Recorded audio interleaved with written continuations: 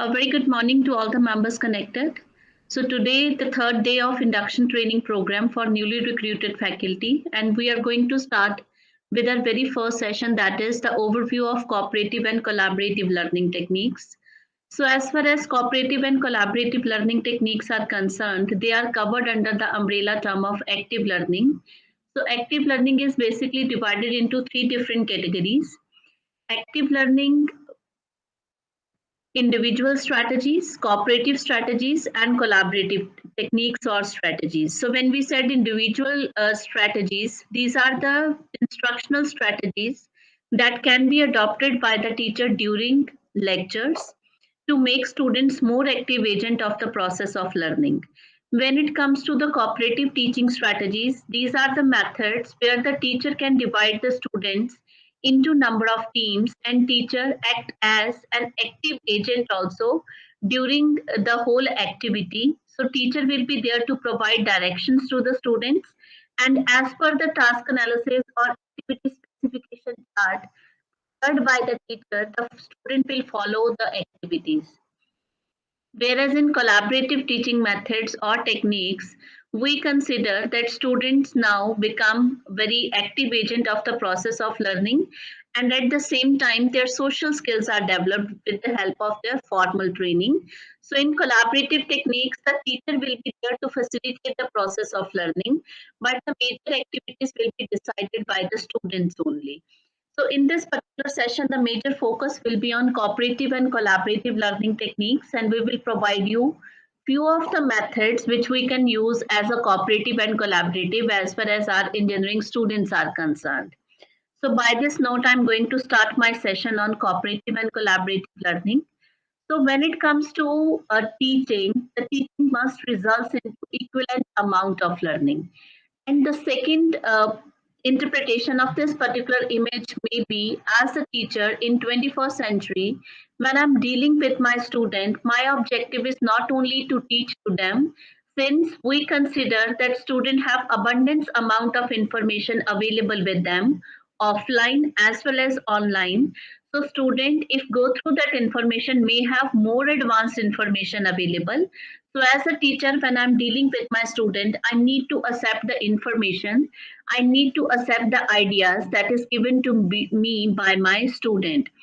So teaching and learning will occur simultaneously in internet age.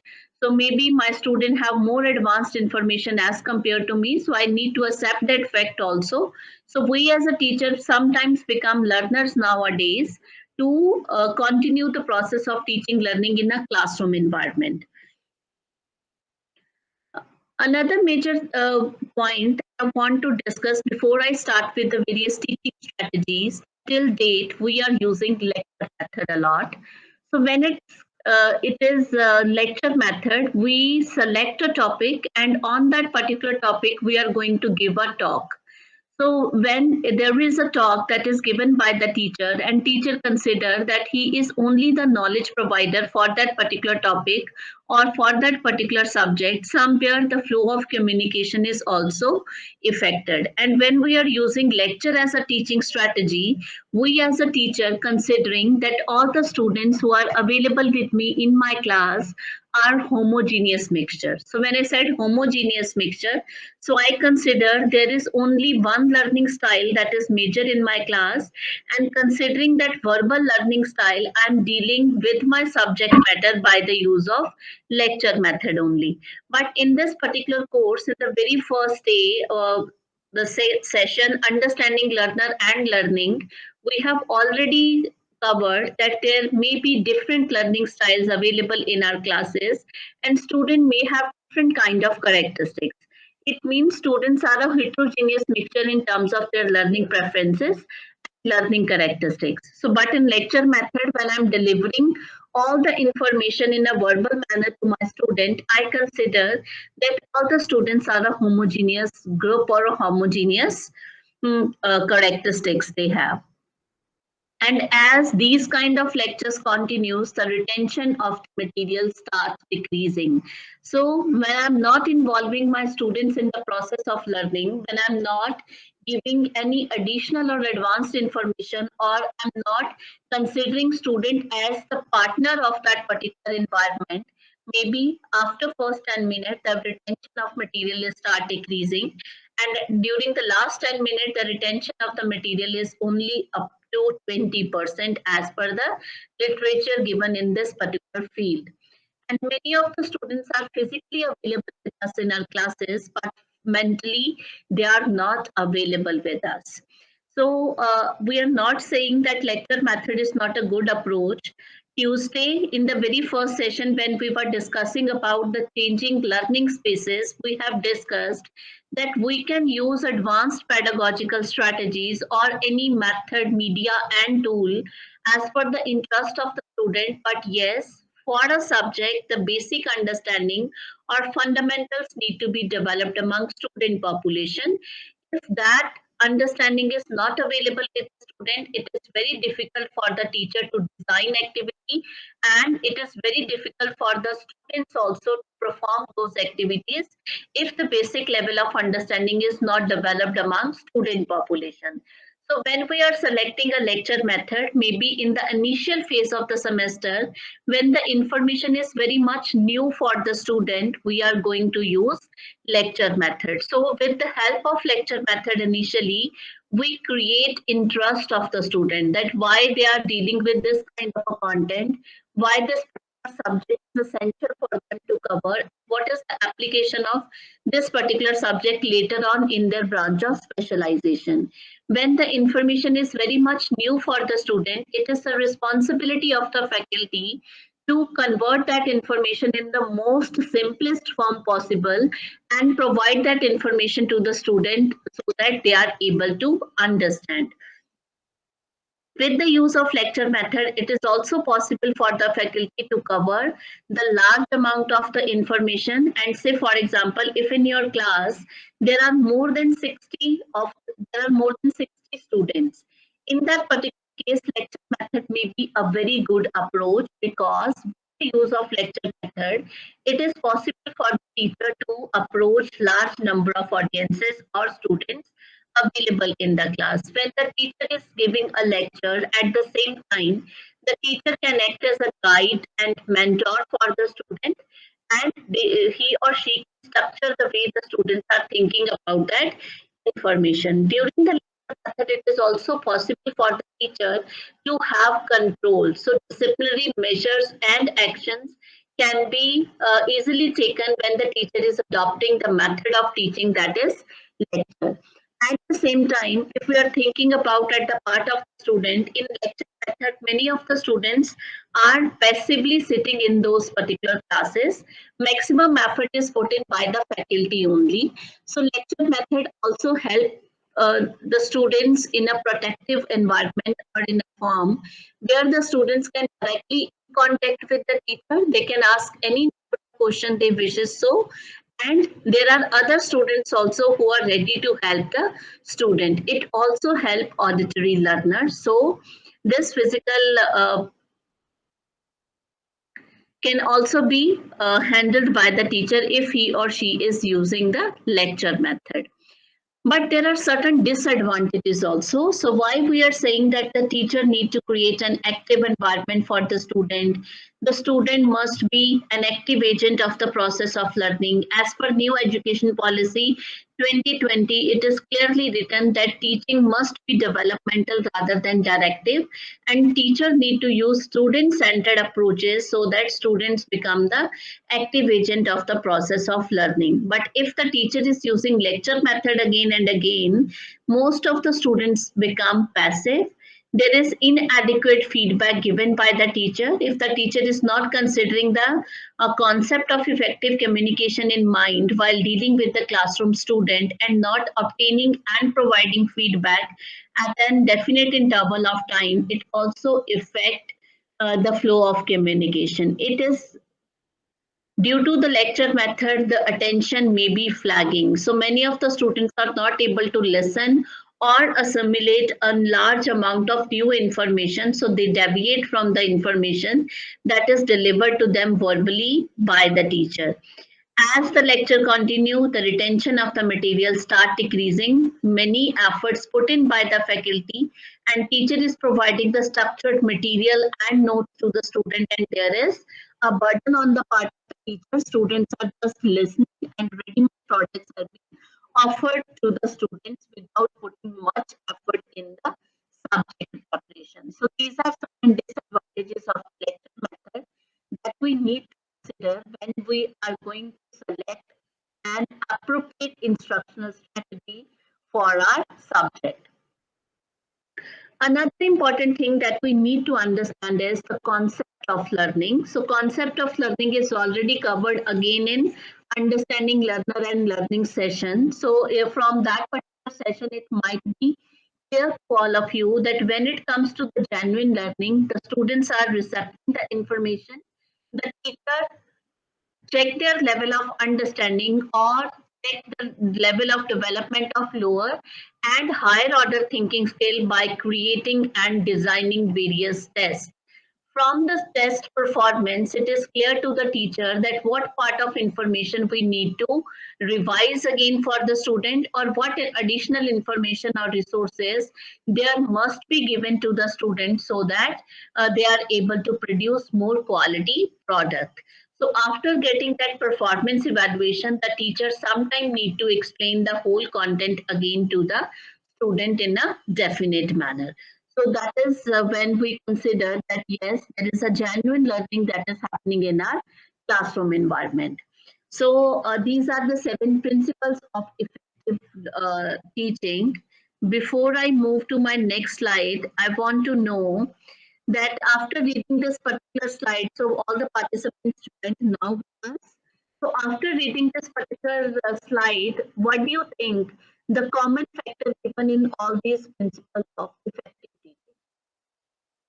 Yes, any member from the group? On your screen, these are the 7 principles of effective teaching, which we have extracted from the literature only.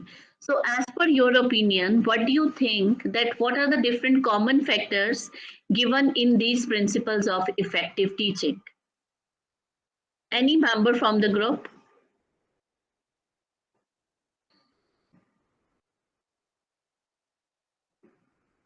I hope I'm audible to all of you. Yes, ma'am, you are audible, ma'am. Thank you very much, sir.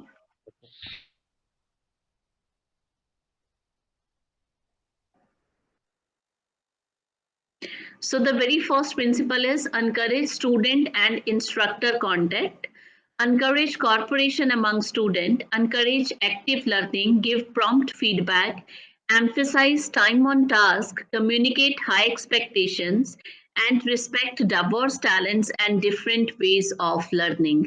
So it is clear to us that when it comes to the principle of effective teaching, the major factor in a classroom environment that we need to consider is there must be interaction between the faculty and between student. If the in we encourage such kind of interaction between faculty and student, it is possible for us to create an effective classroom. And at the same time, we can encourage the active learning. Active learning means active engagement of the students in the process of learning.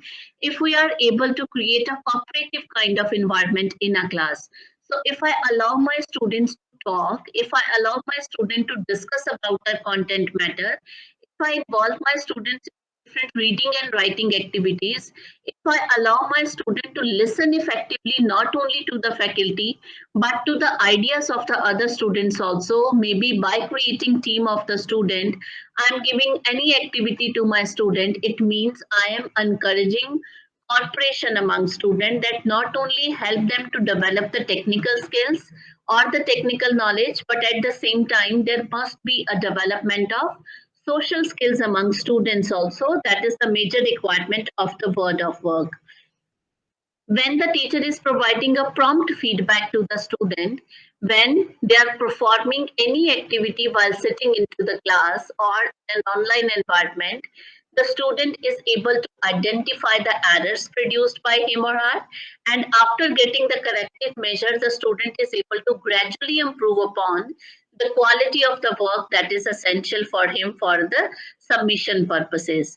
When the teacher is giving a clear communication instructions to the student, so what are my expectations from a given activity? Say, for example, if I'm giving a presentation skill to my student, and when I'm evaluating that particular activity, what are my expectations in terms of presentation skill? If I'm giving a written assignment to my student, and in that instruction, I'm clearly mentioned that while submitting this particular written assignment or while performing this particular activity, these are the different parameters that need to be kept in focus by all of you. So what I'm saying is that whatever your expectations as a faculty, those expectations must be clearly delivered to the student, and some of the disciplinary measures need to be considered in a classroom environment. So when I'm said emphasize time on task, emphasize time on task is not only for the student but it is also for the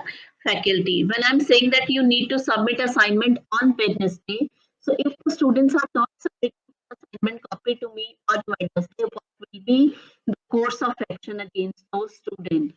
If teacher is not submitting back the grades or the scores of the student related to that written activity, what course of action needs to be taken against the faculty by the department. So it's not that emphasizing time on task is the responsibility of the student only. If the teacher is designing activity, the start date and end date of these activities must also be defined by the faculty. Excuse me. So specifically, when we are dealing with our students in an online environment, in that particular case, all the instructions must be clearly mentioned for the student, because sometimes the students are unable to have a physical contact with the faculty, and those instructions must always be readily available with the student all the time. Respect diverse talents and different ways of learning. So if I'm using a lecture method again and again for my student, and say there are many students in my class who are not preferring the style of teaching, so what about those students? So my classes need to be full of activities, or different teaching methodology need to be adopted by the teacher. Say, for example, there can be a practice based session. There can be session where the teacher is using chalk and board and call the students on the board to perform certain activities. There may be classes where the teacher, rather than giving written assignment, give a minor project activity to the students to perform in the presence of the faculty. There must be classes where the teacher, rather than spoon feeding information, accurately analyze the curriculum content and give some part of the curriculum or the syllabus to the students to cover and then perform upon. And teacher will be there to provide feedback to the student.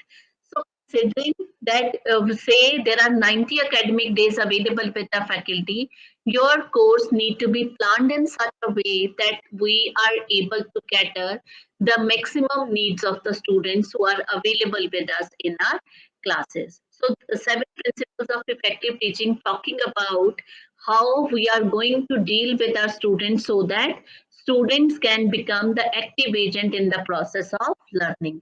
So that is why there are number of teaching strategies or instructional strategies available. Depending upon the nature of the subject, the teacher can select an appropriate teaching method. So when we are able to create a learning environment that is active by nature, many of the students will be able to perform maximum of the work. So if the teacher is only here to deliver information all the time, many of the students become passive agent. But if the teacher is there involving the students in the process of learning, many of the students become active agent in the process of learning. So, say for example, yesterday when Dr. Sudhiti Jindal ma'am given you one activity, and Dr. Jatinder Kaursani ma'am from Chandigarh University very beautifully explained that how she developed the understanding of the student in the subjects of mathematics that is otherwise considered as a very dry subject by many of the students. So this is how the teacher can promote the active engagement of the student in a classroom environment by creating active environment for learning. So this is up to how it is possible for us to create effective teaching environment in a class. So before I proceed for my next slide, any question from you? Any member, if you have any question? No, ma'am, please. Thank you very much, Ankan sir. So now comes to the definition of active learning. So when it comes to an active learning, any instructional method, it can also be your lecture method. So as per the literature, there are 101 teaching methods available with all of us to select as per the level of the subjects we are dealing. So any instructional method that engages students in the process of learning is considered as active learning teaching strategy. So the purpose of active learning teaching strategy is to make students more active in the process of learning rather than becoming a passive participants in the process of learning. Can learning be happened if the student is not active? So in some of the literature, it is described as the term, they describe the term as passive learning. So as per my opinion, I contradict this particular statement, passive learning. If the student is passive, the learning cannot be happen. For the learning to happen, the student must be active all the time. So how the students become more active in your classes?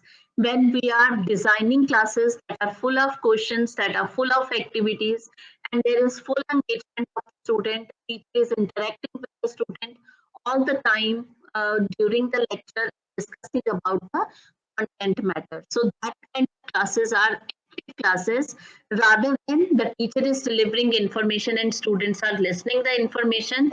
The focus of the teacher is just to coverage of the syllabus and focus of the student is to just sit in the classes for the sake of attendance. So those classes are not the active classrooms. Next is why we need to use learning environment. It's a very famous saying that behind every good teacher is an exhausted class. So when it is said that behind every good teacher is an exhausted class, maybe teacher has all kind of advanced information or the higher degree from very reputed institutions, but if the teacher is failed to engage the students in the process of learning, that classroom results into nothing. It is applicable to both the environment online as well as offline. As per the Chinese proverb, tell me, I forget, show me, I remember, involve me, I understand. So for the development of understanding among students, we need to involve them in various activities. Give a man a fish, you have fed him for today. Eat and fish, and you have fed him for a lifetime. As per the new education policy, also, there is a demand of lifelong learning skills among students. How we are able to develop such kind of skills among students when our teaching is not just focusing on remembering and lower level of understanding, but our major focus is the application part of that theory or application part of the work that the students are performing in their formal education. So such kind of curiosity, such kind of engagement need to be developed by the teacher in a class. Along with it, business and industry environment have clearly advocated that in today's education system, there must be a place for teaching students to become team member, to share resources and talents, and to acquire social skills that help them in the workplace. So it is not only the cognitive or the psychomotor skills that we need to focus, but in the formal education system, we also need to focus on the affective domain of education, how the student need to respond to the different environment. When the student is individually working, when the student is working in a team or in the group of the student, how they are managing different resources and how they are using the talents that is available in that particular team and in that particular group. So when the students are working in teams and group, ultimately there is an social skills that we are going to develop, and those social skills are very beneficial when the students will be absorbed by the word of work later on. So in education system, when there is in as per the curriculum, the extracurricular activities given to the student, there are many clubs that is being initiated at institute level, and students become active members of those societies or those clubs. When the teacher or as per the curriculum we are assigning them the major project activity, when there are practical classes, 60% of weightage in diploma institution is given to the practical classes and 40% weightage to the theory classes, and vice versa in engineering education. So why as per curriculum these all activities given, where the students need to interact with each other to perform or to achieve that common objective, to focus upon the development of social skills and other life skills among student population, so that they are able to use these skills later on in their working environment. So when the classes are full of activities and teachers are classes designing activities in various teams and in various group, it is not only the cognitive and psychomotor skill on which we are focusing, but at the same time we are focusing on the other soft skills that we need to develop among student population. What the children can do together, they will be able to perform that activity tomorrow alone. So when they are working in team, when they are working in group, there is no personality clashes among the group and the team member. They are helping each other to perform better within the team. So their confidence level is also developing. When we are able to create an experiences for our student and student while performing certain activity, evaluating each other. Say, for example, in a classroom environment, when I'm creating an environment of peer evaluation, peer learning, these kind of teaching methods help me or my student to reflect upon what they are able to understand till now in my classes. So that kind of experiences also help us to produce learning in a classroom environment. What is the most effective method of teaching? When the student is teaching the other student. Say when the teacher student is teaching other student, what is the responsibility of the faculty at that point of time? Say if you want to promote peer learning, peer evaluation, peer teaching in a classroom environment, what do you think your role as a faculty? Yes, any member?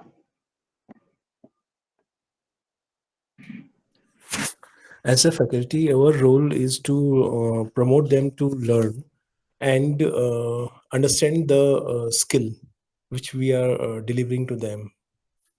Thank you very much, Ankan sir. Any another member who would like to add something to it?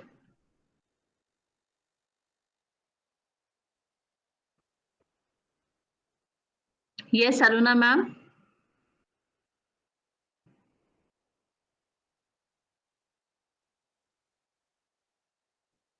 Rohit sir.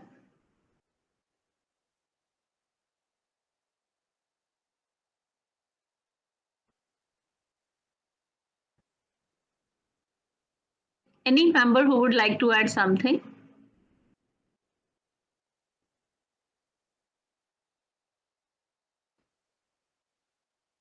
So when we are using, thank you very much Ankit, sir, for your response. So when we are using this kind of teaching methodology for the students such as peer learning, peer evaluation, so in that particular case, the role of the teacher is to provide reference material to the student. The role of the teacher is to streamline the structured kind of information that the student need to reproduce. The role of the teacher is to create an environment where many of the students can interact with each other initially.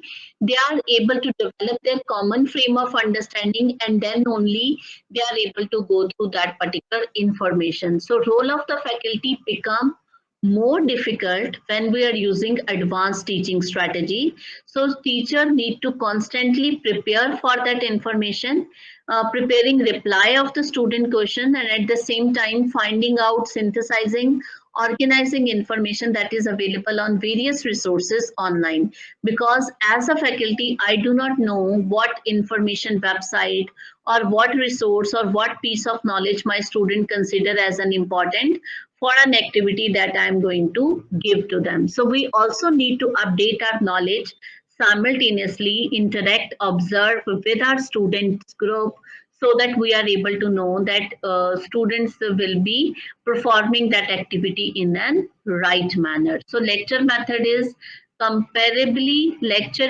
method. Adopting a lecture method is a very simplest approach to teach to our student as compared to other cooperative and collaborative strategies that are available with us. So what are the different elements of active learning? So whatever teaching method you are going to adopt, these are the I would say five different parameters that we need to consider for the creation of this kind of environment. The very first one is speaking and listening. Who will speak and who will listen in a classroom environment?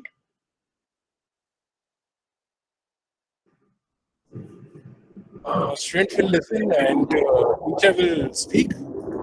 Thank you very much, sir. So, when it comes to the speaking and listening, most of the time the faculty members are providing new information to the students and students are listening. But once the information process is over, exposure of information is over, the student need to ask, need to design, and need to clarify their doubts. So in that particular phase, the students are framing certain question and asking those questions to the faculty. In that particular case, student become the speaker and teacher become the receiver of that particular message. When it comes to the writing, as per the policy of AICT, there are certain compulsory writing activities the student need to perform. Say, for example, three assignments, written assignment out of three, two best will be considered for the internal evaluation. Student need to write in their internal evaluation papers as well as their external evaluation papers. Student need to write a project report. Student need to give information in their printed laboratory manuals also in the form of data or in the form of graphical presentation. So these are the compulsory writing activities the student need to perform as per policy guideline.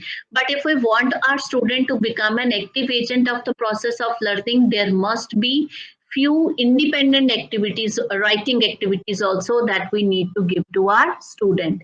So ultimately, in the world of work, when the students are performing certain activities, they also need to involve themselves into writing activities. So writing independent and compulsory activities need to be identified by the teacher to give to the students. For example, in a laboratory environment, I'm taking XYZ laboratory session for my class student.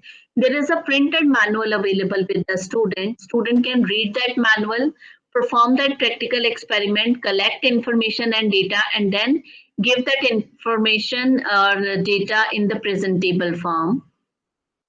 But at the same time, as a teacher, I can give a written assignment to my student in that practical session that for a given practical activity, one method is introduced to all of you with the help of this printed manual. Do you think that there may be other methods also that we can adopt to solve the similar or the same kind of the problem? So student need to go through the information website, maybe they need to find out various research papers or journal articles. After reading the whole information, they are able to give response to that particular statement in writing. So this can be the one example of independent reading and writing activity that we can give to our student. Rather than spoon feeding whole information of that particular subject, the teacher can break down the subject into number of parts and try to identify and analyze what portion of syllabus the student will be able to perform or complete by their own. So that portion of the syllabus can be given for reading activities or other writing activities. Next is the reflection of the learning, how the teacher can observe or how the teacher is able to understand that whether students are going through that information or not when we design question and we ask question, whether in a verbal form or in a written form. When we are designing many questions for our student, from that particular performance, we come to know that whether the student is able to understand it fully or not. And student, after appearing in a performance test or in another form of a viva voce, the student come to know and have reflection that what kind of information is essential for him or her to prepare for the subject matter. So in an learning classroom, speaking and listening happen all the time. There are compulsory and independent writing activities given to the student. The teacher also promote reading by providing the pieces of information as per their curriculum, or sometimes beyond curriculum also. And when the teacher is creating various tests for the student, the teacher also reflect upon his or her teaching effectiveness skill, and at the same time the students are reflecting upon the number of errors that is produced by them during the submission of that particular performance. So if these kind of activities happening all the time in our classroom environment, we consider that classroom as an active learning classroom. So these are the assumptions of active learning environment. The very first assumption that we consider while creating such kind of classes is learning by nature is an active endeavor. So when I said learning by nature is an active endeavor, say for example, there is one new machinery or equipment available in the laboratory. So, when it comes to the use of that machinery or equipment, is it possible for you to just use that equipment in an excellent manner by reading the manual only for once? No, we also need practice for that. So we need to perform certain experimental activities on that equipment or on that machinery. Is it possible for me to apply all the information that we have learned during this particular session, and in the next class when I'm going to teach to my student, I'm using advanced pedagogical approaches? It is not possible. We need to have complete information. We need to reflect upon that information. I need to design a plan. Only after that I'm able to use an advanced teaching methodology in my classroom. So all the time we are using our classroom environment for the exposure of information. Somewhere the processing of information is not available. So learning will happen if along with the exposure of information, processing of information will be provided to the student. So that kind of time is provided to the student, only then we can say that students become active agent of the process of learning. So in this particular condition, the teacher needs to select pauses in a classroom environment. What we mean by pauses means the teacher, while delivery or while making a lesson plan, need to identify at what instance of my lecture I'm going to ask question to my student. And if after 10 minutes I'm going to ask few questions to my student, what can be the probable questions I can ask? So those questions must be related to the developmental phase of your lecture. So when I said developmental phase of your lecture, the content that I'm dealing right now with my students, that content, related to that content only, I'm going to frame question and ask those questions to the student. The lecture that I have covered yesterday or lecture that I'm going to cover tomorrow, I'm not going to frame or ask questions out of that. Whatever I am discussing with all of you right now, from that particular developed content only, I'm going to ask few questions. So processing of information, if happening in a classroom environment, then only we can say that learning is happening. So the very first assumption when we want to create active learning environment in our institute, learning by nature is an active endeavor. The student needs to perform certain activities so that they can think on that information they have covered or learned during their theory classes. As per the learning pyramid also, many of the teaching methods they have mentioned and said that the retention of average retention of the material as per the method adopted by the faculty.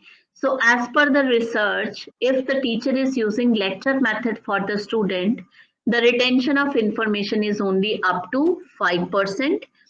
If the teacher is using reading as an activity in a classroom environment, the retention is approximately 10%. If the teacher is using audio visual aids, so if I'm showing a YouTube video, if I'm using a PowerPoint presentation or any another visual aid to my student, the retention of material is approximately 20%. If the teacher is using a demonstration method, say in a practical environment, in a laboratory environment, when the students start performing a practical activity, the teacher will demonstrate the whole activity to the student. After demonstration, when the students are performing, there are many errors that are committed by the student. It means when we are using a demonstration method of teaching, the retention of material is only up to 30%. When there is a discussion group, it is not mentioned as group discussion. So group discussion is a one teaching methodology. Fishbowl method of discussion is another teaching methodology which have two different dimensions, closed method of discussion or open method of discussion. So any discussion method adopted by the teacher, the retention of material is approximately up to 50% because during the discussion, students have a chance to present their facts, present their information and opinion related to that particular content. So they become more mindful for that activity. That is why retention is approximately up to 50%. If the students are practiced by doing, so if teaching happened with the way of activity performance only, the retention of material is approximately up to 75%. If there is an immediate use of teaching, or teacher will, the student is teaching another student, so the concept of peer learning, in that particular case, the retention of material is approximately up to 90%. So it is up to the teacher as per the level of the subject what teaching method you want to adopt. These are the few teaching methods discussed with the help of learning pyramid, but there are many diverse teaching methods also available with the faculty to select upon. The second major assumption that we need to consider is different people learn in a different way. So we have 9 different learning styles available. It means every individual learning preferences, their thinking criteria, and their way of assimilating information is very different. So, say for example, when it comes to my learning environment, it is only a paper and pen. It is only the individual kind of reading and activity performance that I always prefer. And I do not want any another individual to talk about that information or to describe that information in a structured manner to me. I can go through number of websites, I can extract the material, I can develop my own understanding by going deeper into that content matter. There may be another faculty colleague who want a structured kind of information first, so that in this particular content or in this particular session, what kind of information need to be there. So reference material or reference book is desirable by that particular faculty. After reading that reference material, the faculty is going to add on more advanced information as his or her experience. So my learning environment preferences are different and another faculty learning environment preferences are different. You have heard many of the students saying that I'm not able to wake up in the morning when it comes to learning or when it comes to performing certain if, academic activities. Late night time is the best time to me. There may be few students who said my productive time of the day is from 9 a.m. to 11 a.m. After that, I am not able to put 100% effort for various activities that is being given to me. So these are what?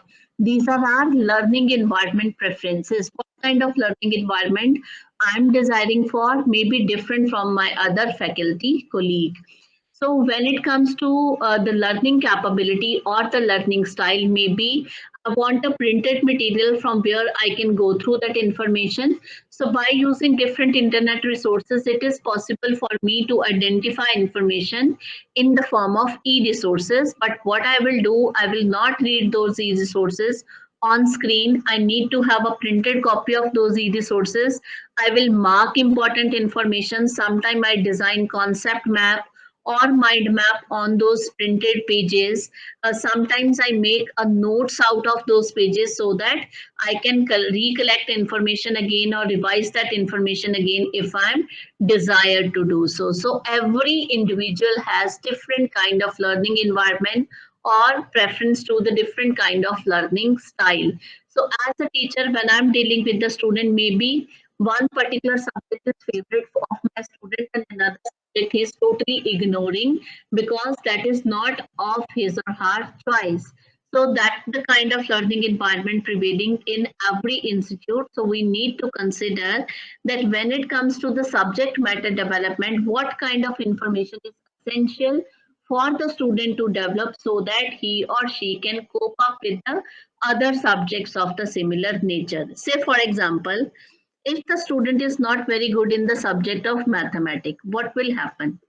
For an engineering student, if the concept of mathematics is not clear, what will happen?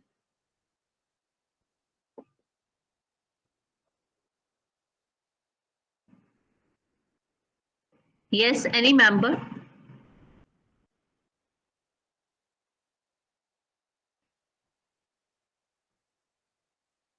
So every subject in the curriculum is interrelated with each other. If the student is not able to develop fundamental information of a given subject, other subjects of the similar nature is also going to be affected. Say student do not know the concept of derivation and integration. Say in my branch of engineering, that is chemical engineering, student will face difficulty in the subject of heat transfer and mass transfer also, because those subjects require numerical ability at the part of the student. So what are the essential requirement of that particular subject, whether the student is liking that subject or not? Up to some extent the information need to be developed among student population. Now come to the characteristics of the active learning. So these characteristics we have already covered in the session of writing learning outcomes. So when teacher is designing a lesson plan and writing learning outcome for the same, the teacher major focus need to be on the development of higher order thinking skill. In new education policy 2020, again it is mentioned that when we are designing certain performance based test for the student, we need to focus on the development or evaluation of the higher order thinking skills of the student, started from application up to evaluation. If the student is able to apply something, it means that information is readily available with the student, only then he or she is able to apply. So when we focus on the higher order thinking skill, those skills must be developed if the student have already master the command over the lower order thinking skill, that is knowledge or comprehension, and as per the new Bloom's taxonomy, remembering and understanding. So what are the different characteristics of an active learning? So student need to discuss about the content matter. There must be compulsory and independent reading and writing activity. When the students are available with the faculty in the class, they must be doing certain things, and there must be chances given to the student to reflect upon what they are doing. So while creating a collaborative and cooperative active learning environment, these are the 6 different steps the students need, sorry, the faculty need to follow. So active learning cycle started with the attainment of the initial learning. So as a teacher, I need to collect information that up to what extent my student knowledge related to this particular aspect or subject is already developed, maybe in the previous classes or maybe in the previous session. So these are the general requisites the student need to perform for a given subject. Say I'm dealing with the subject of natural disaster management, and today I'm going to deal with the third unit, that is earthquake. So when I said earthquake, it can be man-made or it can be due to anthropogenic reasons also, or it can be due to natural reasons also. So when I'm dealing with this particular unit, the concept of anthropogenic or natural disaster need to be very clear to the student. Only then they are able to understand the different type of earthquake formation. So that is the category of different disaster is the initial attainment of the initial learning, or few learning outcome that need to be already covered by the student. So after designing few question, asking question to the student, confirm about their level of understanding, the teacher will design few goals for the students in a class. So my student is very good when it comes to the writing activity, but that particular student is not very good when it comes to present something orally in front of audiences. So my focus for today lecture, or my goal for today lecture, is when I'm asking question or when I'm giving any activity to the student, the focus will be on the presentation of the activity in oral form, so that the students who are not able to present confidently, gradually they are able to perform that activity also. Tricks of reaching the goal. So if my objective is the development of the course content along with the development of presentation skill among students, I need to find out different ways by the use of which my students are able to present that information in front of other class students. Inquiry and expedition, and then verification and synthesis.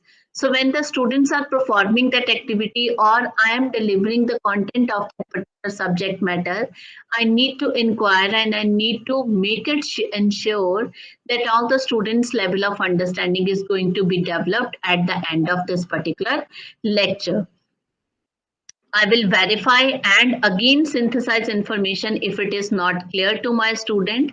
Then at the end, I will design a test for my student, maybe in an oral form or maybe in a written form, to finally evaluate the overall performance of the student. So active learning classrooms will follow the active learning cycle, which involve these 6 different steps. And these are essential to perform in every classroom. So in active learning classroom, this is already covered. So in active learning classrooms, the major requirements are: teacher must create the environment for learning. So in this classrooms, the responsibility of faculty member increases manifold. So the teacher need to think on about activities. So minute to minute detail of that classroom need to be there available with the teacher. That what kind of activities I'm going to design, what kind of resources essential for me to create such kind of a learning environment. If XYZ resource is not working, what can be the alternate approach or alternate selection I may adopt. So it is the responsibility of the teacher to design an activity specification plan by considering all the infrastructure resources available with him or her. Student will be the in charge of the activity, and role of the teacher is to facilitate the environment. If a group discussion is being organized by the teacher, for example, all the time the teacher need to observant, the teacher need to act as an active listener to understand that what the students are actually discussing about. Are they talking about their day-to-day life scenes, or they are discussing about the instructional material? So students are the in charge of the activity, but how they are performing activity, that direction need to be given by the faculty. The teacher must design the target specific task. So in outcome-based education, when we said target-specific task, means the behavior of the student also comes in picture. How regular in terms of performance the student is, when they are performing certain activity in a practical classes, how they are dealing with each other in the team or in the group, how they are interacting with the laboratory attendant, how they are interacting with the faculty at that time, how they are interacting with the infrastructure resources or the workstation that is available with the teacher. So behavior also comes in picture, and it becomes a part of our performance assessment and evaluation also. The student must create the meaning and value of the learner. So at the end of the session, there must be some sort of product that is produced by the student. It may be 5-minute activity or it may be 15-minute activity. But in every class, there must be one product available with the class student so that they can feel engaged in the process of learning. So these are the certain requirements of active learning classroom. So before I proceed further, can I give a small 5-minute activity to all of you? Yes, ma'am, please.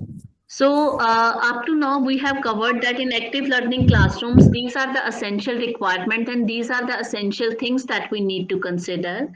At your, I do not know about your institutions, what kind of facilities available over there, or what type of student population you have at your institute. So you are the better judge because you are dealing with that kind of environment. So at your institute, when it comes to the creation of an active learning classroom, what are the different challenges or what are the different barriers you think you will face for the creation of such kind of environment. So time with me is 11:07. At 11:15, we will start with the discussion.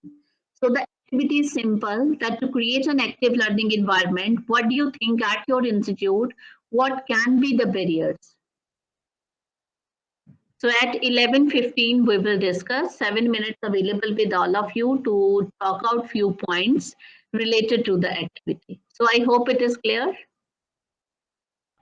Yes, ma'am. Thank you very much. So 11:15, we will discuss. So any member who is ready with the activity can present.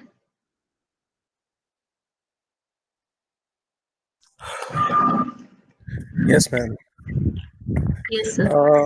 From my side, there are many barriers in our working, especially while dealing with students. The first barrier which we face is the timetable format. The timetable format. Like while I was in graduation and even in post graduation, we used to study in a weekly based timetable. Weekly based timetable means a student study only one subject from Monday to Saturday, in which teacher teaches something to a student understand that thing, analyze that thing at home, come back with the feedback at the college, teacher guide him again, he goes back to home and do the same thing for an entire week. But actually, what we are dealing with is the hourly based timetable, in which we teach something to a student, he goes to home and he thinks, oh, tomorrow is some other subject class, so I should do the homework for that. So this is the first barrier which we face in an effective learning, this timetable system format. Because, excuse me, please, please hang on.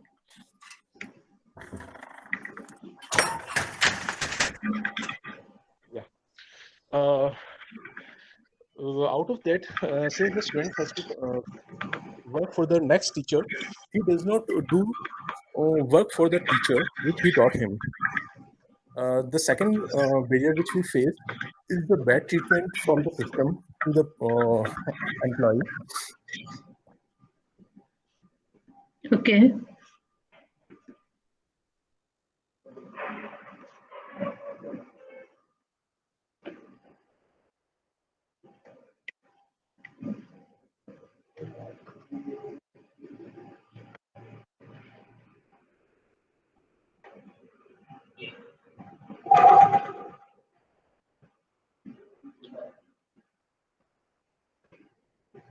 So I think Kankan Garg sir is not available. Sir, I hope I am audible to you. Yes, ma'am. Now again, ma'am. Thank you very much, sir.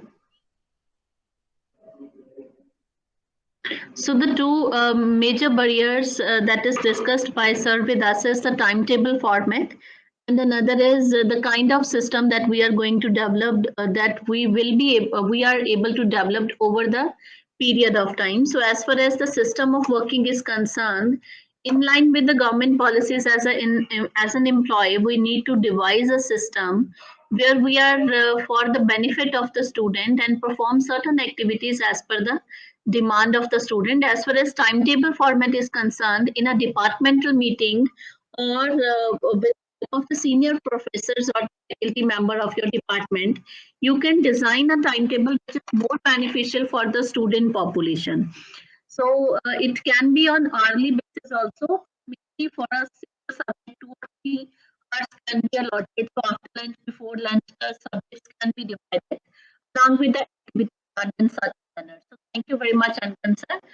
So there may be another barriers while the creation of an active learning classroom. It may be in terms of infrastructure. It may be in terms of professional training that is required at the part of the teacher for various teaching methodology.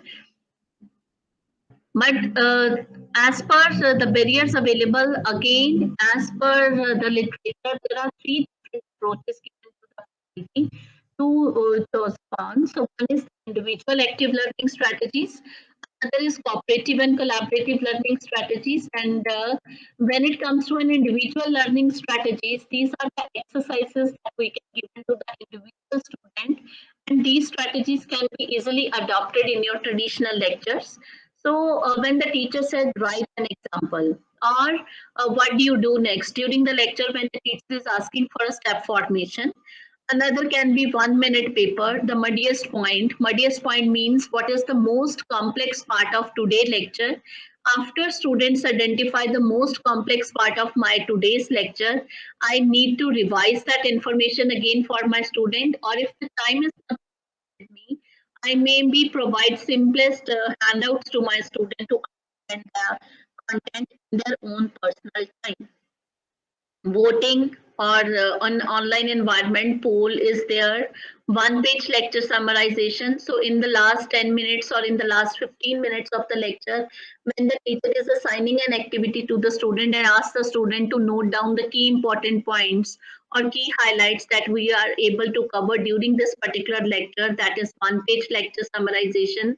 Paraphrasing is another technique to assimilate information and then use that information in a written manner so that it can also act as a map or a graphical abstraction for the students to develop later on. List pros and cons, or if the students are maintaining the daily or the weekly journals.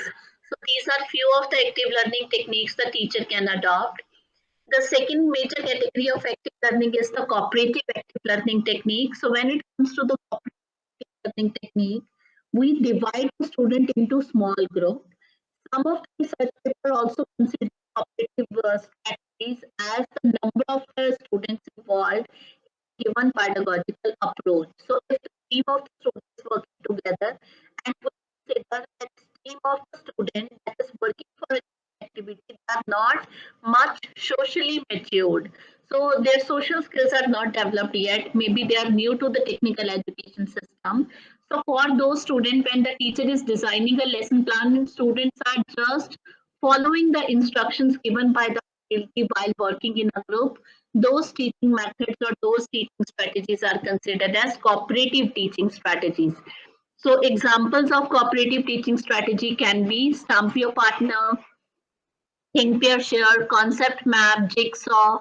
For the project-based classes, it is visioning and futuring numbered head together.